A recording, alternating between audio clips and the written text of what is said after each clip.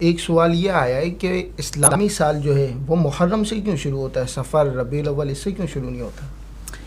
اسلامی سال جسے ہجری سال ہم کہتے ہیں، اصل یہی ہے کہ رسول اللہ صلی اللہ علیہ وسلم جب ہجرت کر کے مدینہ شریف تشریف لائے تھے تو اب اس کو ہجرت کا سال کہنا شروع ہوئے.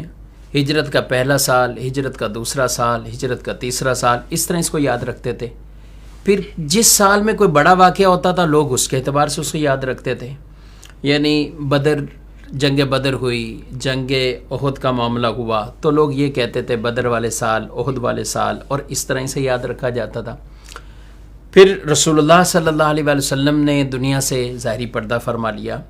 تو اس طرح ہجرت کے سال تو شمار کرتے رہے، گنتی میں یہ تو آتے رہے.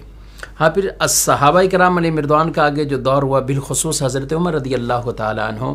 جب آپ لوگوں کو خطوط لکھا کرتے تھے تو پھر آپ کو گورنر یہ کہا کرتے تھے کہ آپ ہم تاریخ بھی لکھیں، اس کے اندر مہینہ کا بھی تذکرہ ہو، اور تاکہ جو حکم نامہ دوسروں تک پہنچے وہ بھی بالکل واضح ہو اور تاریخ کی افادیت کا انکار نہیں کیا جا سکتا. تو بہرحال یہ تو طے تھا کہ ہجرت کے سال یوں شروع ہوئے. اب مہینہ کون سا لیا جائے تو اس میں بعض نے کہا کہ مہینہ وہ لیں کہ رسول اللہ صلی اللہ علیہ وسلم جب مدینہ شریف آ گئے تھے اور وہ ربیع الاول کا مہینہ تھا. جب ہجرت کر کے مدینہ پہنچے تو ربیع الاول شریف کا مہینہ تھا، تو ربیع الاول کو کہا کہ اس کو لے لیا جائے.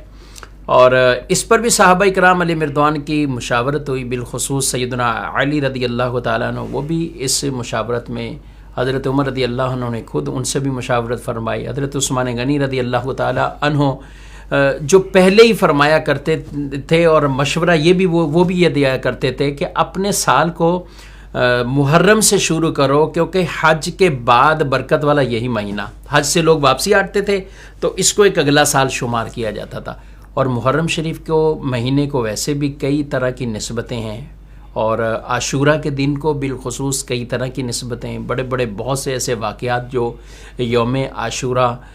میں ہوئے ہیں. اور پھر امام حسین رضی اللہ تعالیٰ عنہ کی یہ عظیم شہادت والا واقعہ وہ بھی اس مہینے میں اور عاشورہ کے دن میں ہوا. تو خیر، محرم شریف کے حوالے سے اس وجہ سے یہ صحابہ کی باہمی مشاورت کے بعد حضرت عثمان غنی رضی اللہ عنہ نے جو کہا کہ حج کے بعد یہ پہلا مہینہ ہے تو سال کا آغاز اس مہینے سے کیا جائے. ایک تو یہ بھی بیان کی گئی تو رسول اللہ صلی اللہ علیہ وسلم ہجرت کر کے ربیع الاول میں تو آپ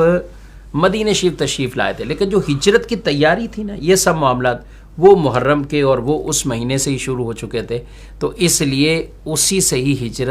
ہجری سال کا آغاز وہ کہا گیا ہے.